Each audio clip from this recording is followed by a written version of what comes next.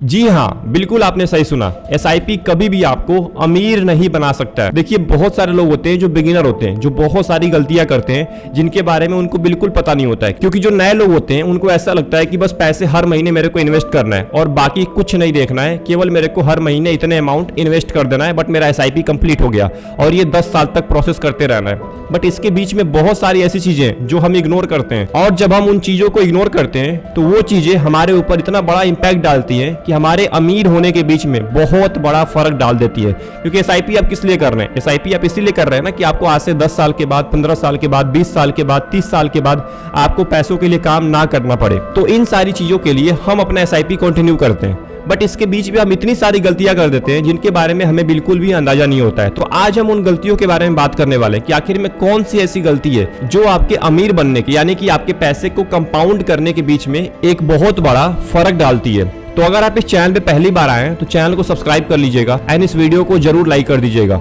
तो फिर देर किस बात की, वीडियो को स्टार्ट करते हैं। सबसे पहले बात करते हैं हम एसआईपी के बारे में। अब देखिए, एसआईपी का मतलब क्या होता है? Systematic investment plan. मतलब कि यहाँ पे आपको सिस्टम वाइज हर महीने पैसे इन्वेस्ट करने होते हैं। ये बात आप सभी लोगों को पता है और आप ऐसे ही अपना एसआईपी स्टार्ट करते हैं। बट बहुत ज्यादा इंपॉर्टेंट होता है कि आखिर में एसआईपी को सही तरीके से कैसे किया जाए, क्योंकि सभी लोगों को पता है कि एसआईपी कैसे होता है, हर महीने मेरे को इन्वेस्ट करना होता है और ये 10 साल तक, 15 साल तक, 20 साल तक चलता रहेगा। बट सही तरीका क्या है, आज मैं आपको वो बताने वाला हूं। और कौन कौन सी गलती लोग करते हैं ये भी आज मैं बताने वाला हूं। तो पूरे वीडियो तक बने रहिएगा, क्योंकि लास्ट में मैं आपको कुछ ऐसे पॉइंट्स बताने वाला हूं जो आपका माइंड खोल देगा। और हो सकता है कि अगर वो पॉइंट सुन ले आप, तो आपको बाद में एसआईपी करने में कोई भी प्रॉब्लम ना आए। सबसे पहली जो गलती है वो है कंसिस्टेंसी और डिसिप्लिन। बहुत सारे ऐसे लोग होते हैं जो कंसिस्टेंट रह ही नहीं पाते हैं। 1 साल करेंगे, 2 साल करेंगे, 3 साल करेंगे, उसके बाद क्विट कर देंगे। अब क्विट क्यों करते हैं? क्योंकि मार्केट कभी ज्यादा डाउन हो जाएगा, कभी ज्यादा ऊपर चला जाएगा। इसको देख के लोग घबरा जाते हैं, क्योंकि उनको चाहिए होता है कि मेरे को 10 साल के बाद एक अच्छा वेल्थ क्रिएट हो जाए। क्योंकि जब वो मार्केट में वॉलेटिलिटी देखते हैं, उनको ऐसा लगता है कि कभी मेरा वेल्थ क्रिएट हो ही नहीं पाएगा। इस वजह से बहुत सारे लोग एसआईपी को क्विट कर देते हैं और लोग डिसिप्लिन नहीं रह पाते। मतलब कि 1 महीने एसआईपी करेंगे, बीच में 1 महीने छोड़ देंगे, फिर 1 महीने एसआईपी करेंगे, ऐसे वो अपना एसआईपी कंटिन्यू करते हैं। अब इससे आपको शुरू में तो कोई फर्क नहीं पड़ेगा, बट बाद में जाके ये आपके कंपाउंडिंग के ऊपर बहुत ज्यादा फर्क डालता है। अगर आप बाद में जाके देखेंगे, अगर आप हर साल 1 महीने एसआईपी को क्विट कर रहे हैं तो आपके लाखों रुपए का नुकसान हो सकता है आज से 10 साल के बाद, 15 साल के बाद। तो कभी भी आप कंसिस्टेंट और डिसिप्लिन, ये दोनों चीजों को कभी ना छोड़िए। कंसिस्टेंट रहिए 10 साल तक, आपको 10 साल के लिए करना है, 10 साल तक कंसिस्टेंट रहिए। डिसिप्लिन बनाए रखिए, आपको हर महीने एसआईपी करना है। ऐसा नहीं है कि आपको 1 महीना कर दिया, 1 महीना छोड़ दिया। ये करेंगे आप तो कभी भी आप वेल्थ क्रिएट कर ही नहीं पाएंगे। तो आई होप आपको पहली गलती समझ में आ गई होगी, जो बेसिक गलती होती है। दूसरा नुकसान है एसआईपी करने का, वो है मार्केट वॉलेटिलिटी। मतलब कि जब मार्केट वॉलेटाइल होता है तो एसआईपी में बहुत सारे लोगों के पैसे खत्म हो जाते हैं। मतलब मैं ऐसा क्यों बोल रहा हूं, मान के चलिए बहुत सारे लोग स्टॉक में एसआईपी करते हैं, म्यूचुअल फंड की हम बात नहीं करते हैं। बहुत सारे लोग स्टॉक में एसआईपी करते हैं, एक ही स्टॉक को चूज करते हैं, और उस स्टॉक की अगर वैल्यू डाउन हो जाती है तो उनके सारे के सारे पैसे खत्म हो सकते हैं। इसीलिए आप स्टॉक एसआईपी को इग्नोर करिए शुरू में, अगर आप बिगिनर है तो। अगर आपको मार्केट की नॉलेज है, अगर आपको लगता है कि ये स्टॉक फ्यूचर में बहुत ज्यादा ग्रोथ करेगा, तो आप कर सकते हैं, कोई दिक्कत नहीं है। बट अगर आप एक बिगिनर है तो आप म्यूचुअल फंड से स्टार्ट करिए, उसमें आप एसआईपी कर सकते हैं। रिस्क वहां पे बहुत ज्यादा कम होता है, क्योंकि वहां पे एक स्टॉक नहीं होता है, बहुत सारे स्टॉक्स होते हैं। तो ये सबसे बड़ा नुकसान होता है मार्केट वोलेटाइल। मार्केट जब भी वोलेटाइल होगा, एसआईपी में आपको बहुत बड़ा नुकसान हो सकता है। तीसरा नुकसान है एसआईपी का, वो है रेट ऑफ रिटर्न। मतलब कि हम उम्मीद करके बैठ जाते हैं कि मेरे को 1 साल के बाद, 2 साल के बाद, 10 साल के बाद, 15 साल के बाद इतना रिटर्न मिलेगा। हम एसआईपी कैलकुलेटर खोल लेते हैं, उसके अंदर हम अपना परसेंटेज देखने लग जाते हैं कि इतना इंटरेस्ट अगर मिलेगा तो मेरे को कितना पैसा मिलेगा 10 साल के बाद, 15 साल के बाद। बट ये हम सबसे बड़ी गलती करते हैं, क्योंकि फ्यूचर हमारे हाथ में नहीं है। और ये एसआईपी में बहुत बार होता है कि लोग इन्हीं गलतियों से ये बार बार चेक करते रहते हैं और उसी हिसाब से अपना इन्वेस्टमेंट स्टार्ट करते हैं, और बीच में जब ये रिजल्ट नहीं मिलता है तो वो छोड़ के बाहर आ जाते हैं, जब उनको वैसा रिटर्न नहीं मिलता है तो कभी भी रेट ऑफ रिटर्न के पीछे ना पड़िए। रिटर्न के पीछे आपको पड़ना ही नहीं है, क्योंकि यहाँ पे आपके हाथ में बिल्कुल कुछ नहीं है। स्टॉक मार्केट आपके हाथ में नहीं है, वहां पे जो होगा वो स्टॉक मार्केट ही करेगा, आप कुछ नहीं कर पाएंगे। आपको केवल यहाँ पे पैसे इन्वेस्ट करने, और ये सबसे बड़ा नुकसान होता है एसआईपी करने का। क्योंकि अगर आप एसआईपी करेंगे, अगर यहाँ पे कभी भी रिटर्न आपको उतना नहीं मिलेगा जितना आप उम्मीद करके बैठे हुए हैं कि मेरे को फ्यूचर में इतना रिटर्न मिलेगा, 18% का, 19% का, 15% का, ऐसा नहीं होता है। अगर मार्केट क्रैश हो गया फ्यूचर में तो उतना रिटर्न तो छोड़िए, अगर आपको अगर एफडी से भी ज्यादा रिटर्न मिल जाए तो वही बड़ी बात है। तो कभी भी रिटर्न के पीछे ना भागिए। आप ये ना देखिए कि मेरा रिटर्न इतना मिलेगा, इतना मिलेगा। आप केवल इन्वेस्टमेंट करिए, फोकस करिए, मार्केट के ऊपर भरोसा करिए। अगर आपने अच्छा फंड चूज किया, अगर आपने अच्छा स्टॉक चूज किया है तो फ्यूचर में आपको ग्रोथ देगा ही देगा। अगर आपने गलत स्टॉक चूज किया है, गलत म्यूचुअल फंड चूज किया है तो एक बार मार्केट क्रैश होगा, आपके सारे पैसे खत्म हो जाएंगे। ये था तीसरा नुकसान कि आप कभी भी रिटर्न उतना ले ही नहीं पाएंगे जितना आप सोच के बैठे हुए हैं। चौथा नुकसान है इन्फ्लेशन।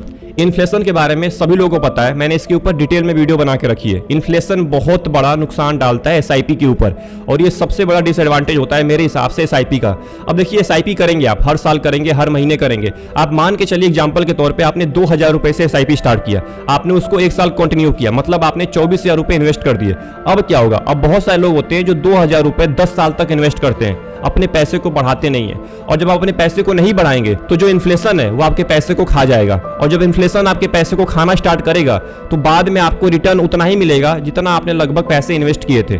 तो ये भी सबसे बड़ा नुकसान होता है, क्योंकि यहाँ पे क्या होता है ना कि मान के चलिए हर साल 6% के हिसाब से इन्फ्लेशन बढ़ रहा है और आप अपने पैसे को 6% के हिसाब से नहीं बढ़ा रहे हैं, तो इसका नुकसान आपको एक साल में नहीं दिखेगा, इसका नुकसान आपको 5 साल, 10 साल, 15 साल के बाद दिखना स्टार्ट होगा। जब किसी प्रोडक्ट की वैल्यू, जब गुड्स एंड सर्विसेज की वैल्यू बढ़ जाएगी, बट आपका इन्वेस्टमेंट उतना ही रहेगा जितना आपने 10 साल पहले स्टार्ट किया था। आप खुद देख लीजिए कि आज से 10 साल पहले जो चीज आज 5 रुपए की मिलती थी, आज वो हो सकता है कि 10 रुपए की मिल रही हो, या 15 रुपए की मिल रही हो, या 20 रुपए की मिल रही हो। ऐसा क्यों होता है? क्योंकि इन्फ्लेशन बढ़ता जा रहा है। और अगर आप अपने एसआईपी को स्टेप अप नहीं करते हैं, स्टेप अप का मतलब क्या हुआ, आपको हर महीने एसआईपी बढ़ानी पड़ेगी। आप 6% बढ़ाइए, 7% बढ़ाइए, 10% बढ़ाइए, बट जरूर बढ़ाइए अपने एसआईपी को। अगर आप नहीं बढ़ाते हैं तो एसआईपी का ये भी सबसे बड़ा नुकसान होता है कि इन्फ्लेशन ही आपके पैसे को खा जाएगा। आप कंपाउंडिंग की बात ही छोड़ दीजिए। पांचवा नुकसान है मार्केट टाइमिंग। अब देखिए एसआईपी करने आते हैं आप, तो एसआईपी आपके हाथ में नहीं होता है अगर आप म्यूचुअल फंड में एसआईपी कर रहे हैं तो, क्योंकि म्यूचुअल फंड में अगर आप एसआईपी करते हैं तो आपका पैसा फंड मैनेजर जो होता है वो कंट्रोल करता है, वो पैसे को आपको इन्वेस्ट करता है अलग अलग स्टॉक्स में। अब यहाँ पे आपके हाथ में बिल्कुल नहीं है। अगर मार्केट कभी डाउन होता है, अगर कोई स्टॉक डाउन होता है, स्टॉक की प्राइस डाउन होती है, तो आप उसको खरीद नहीं सकते, क्योंकि वो आपके हाथ में नहीं है, वो फंड मैनेजर के हाथ में होता है खरीदना और बेचना।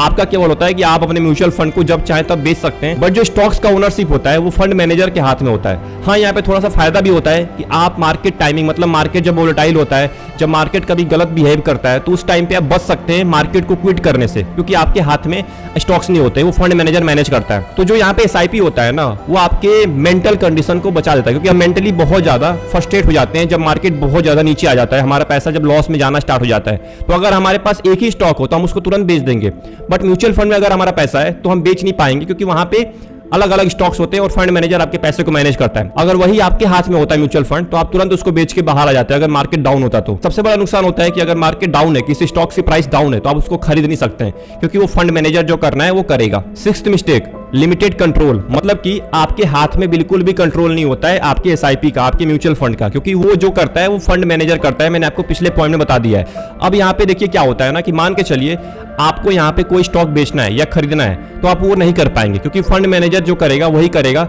आप उसके बीच में कुछ नहीं कर पाएंगे। आप केवल म्यूचुअल फंड को सेल कर पाएंगे, अपने इन्वेस्टमेंट को सेल कर पाएंगे, ना कि स्टॉक्स को। तो यहाँ पे आपके हाथ में बहुत ही कम कंट्रोल होता है, ज्यादा कंट्रोल होता है फंड मैनेजर के हाथ में। जो करना होता है वो फंड मैनेजर ही करता है। सातवां नुकसान वो है डाइवर्सिफिकेशन। डाइवर्सिफिकेशन का मतलब क्या होता है, आपके पैसे को अलग अलग स्टॉक्स में इन्वेस्ट किया जाता है, अलग अलग सेक्टर में इन्वेस्ट किया जाता है। म्यूचुअल फंड इसको बहुत अच्छे तरीके से करता है, क्योंकि म्यूचुअल फंड के अंदर आपके पैसे को सेक्टर और अलग अलग इंडस्ट्री में इन्वेस्ट किया जाता है। बट इसका सबसे बड़ा नुकसान कहां पे होता है, आप पोटेंशियल गेन नहीं ले पाएंगे, मतलब आपको एक अच्छा गेन नहीं मिल पाएगा अगर आपका पैसा अलग अलग जगह इन्वेस्ट है। मान के चलिए आपका पैसा स्टॉक के अंदर इन्वेस्ट है, बॉन्ड के अंदर इन्वेस्ट है, मतलब म्यूचुअल फंड के अंदर स्टॉक्स में भी होता है, बॉन्ड्स में भी होता है। तो स्टॉक्स में अगर आपका पैसा इन्वेस्ट है, अगर स्टॉक की वैल्यू डाउन हो जाती है तो बॉन्ड से आपको रिटर्न मिलेगा, बट उतना रिटर्न नहीं मिलेगा जितना आपको स्टॉक से मिल रहा था। तो यहाँ पे थोड़ा सा पोटेंशियल का फर्क पड़ता है, यहाँ पे आपको ज्यादा रिटर्न नहीं मिल पाता है अगर यहाँ पे डाइवर्सिफाई होता है। अगर स्टॉक मार्केट डाउन हो गया या बॉन्ड्स की वैल्यू डाउन हो गई तो आपको रिटर्न कम मिलना स्टार्ट हो जाएगा। तो ये थोड़ा सा डाइवर्सिफिकेशन का गलत इंपैक्ट होता है, बट डाइवर्सिफिकेशन अच्छी चीज है। म्यूचुअल फंड के अंदर आपको डाइवर्सिफिकेशन मिल जाता है, बट इसके नुकसान भी होते हैं। आठवां नुकसान है गोल ओरिएंटेड इन्वेस्टिंग, मतलब कि आप केवल एसआईपी के ऊपर डिपेंड ना रहिए। जितने भी मैंने पॉइंट्स बताए हैं, इन सारे पॉइंट्स को आप देख के समझ गए होंगे कि आपको केवल एसआईपी के ऊपर डिपेंड नहीं रहना है, क्योंकि एसआईपी में कुछ भी हो सकता है। स्टॉक मार्केट आपके हाथ में नहीं है, स्टॉक मार्केट को आप कंट्रोल नहीं कर रहे हैं, कोई और कंट्रोल कर रहा है। तो आपके हाथ में स्टॉक मार्केट नहीं है, कुछ भी हो सकता है। तो आप एसआईपी के ऊपर डिपेंड ना रहिए केवल। आप एसआईपी के अलावा भी बहुत सारी चीजें, जैसे बॉन्ड्स हो गया, गोल्ड हो गया, यूएस स्टॉक हो गया, गोल्ड एक बहुत ही सेफेस्ट ऑप्शन होता है। आप बॉन्ड्स के अंदर कर सकते हैं, गवर्नमेंट बॉन्ड होता है, कॉर्पोरेट बॉन्ड होता है। तो आप एसआईपी के अलावा भी बहुत सारी चीजें हैं जहां पे आप अपने पैसे को इन्वेस्ट कर सकते हैं, जहां पे आपको ज्यादा रिस्क नहीं लेना पड़ेगा। आपको खुद ऐसा लगेगा कि यार चलो ठीक है, एसआईपी में अगर मेरी वैल्यू डाउन होती है तो गोल्ड में मेरे को रिटर्न मिलता रहेगा। पिछला पॉइंट मैंने बताया था आपको, डाइवर्सिफिकेशन करना सही है, बट एसआईपी के अंदर ही डाइवर्सिफिकेशन हो ये बिल्कुल सही नहीं है। आप एसआईपी से हटके अपना डाइवर्सिफिकेशन करिए, एसआईपी में भी पैसे इन्वेस्ट करिए, आप गोल्ड में भी करिए, बॉन्ड्स में भी करिए। इससे आपका पैसा सेफ रहेगा और आप रात को अच्छी नींद ले पाएंगे। क्योंकि अगर रातों रात स्टॉक मार्केट क्रैश हो जाता है तो आपके सारे पैसे भी क्रैश हो जाएंगे। इससे ये नुकसान होता है कि आपकी जो वेल्थ होती है, जो फ्यूचर वेल्थ होता है, उसके ऊपर बहुत ज्यादा फर्क पड़ता है। अगर आप वही पैसा गोल्ड में कुछ पैसे किए होंगे, कुछ पैसे आपने बॉन्ड्स में किए हैं, कुछ पैसे आप एसआईपी के अंदर किए हैं, तो आपको ज्यादा रिस्क नहीं रहेगा और आप आसानी से आप अपने पैसे को कंपाउंड करा पाएंगे। तो आई होप आपको ये समझ में आ गया होगा कि एसआईपी करने के नुकसान क्या होते हैं। मैंने आपको 8 नुकसान बताए। अगर इन 8 नुकसान को आप अच्छे से समझ लेते हैं, अच्छे से इसको परख लेते हैं, तो हो सकता है कि आपको फ्यूचर में कोई भी प्रॉब्लम ना आए। एसआईपी आपको करना है, बिल्कुल करना है, बट आपको ये बिल्कुल गलती नहीं करनी है केवल एसआईपी के ऊपर ही टिके रहना है। आपको अलग अलग इन्वेस्टमेंट भी खोजने पड़ेंगे जिससे आपका वेल्थ अच्छे से क्रिएट हो और आपके ऊपर कभी भी मार्केट का कोई भी फर्क ना पड़े। तो आई होप आपको पूरी वीडियो अच्छी लगी होगी। अगर आपको पूरी वीडियो में कुछ भी सीखने को मिला तो कमेंट जरूर करिएगा एंड इस वीडियो को जरूर लाइक कर दीजिएगा, चैनल को जरूर सब्सक्राइब कर लीजिएगा। तो मिलते हैं एक और नई वीडियो में एक और इंटरेस्टिंग टॉपिक के साथ। तब तक के लिए best of luck, take care.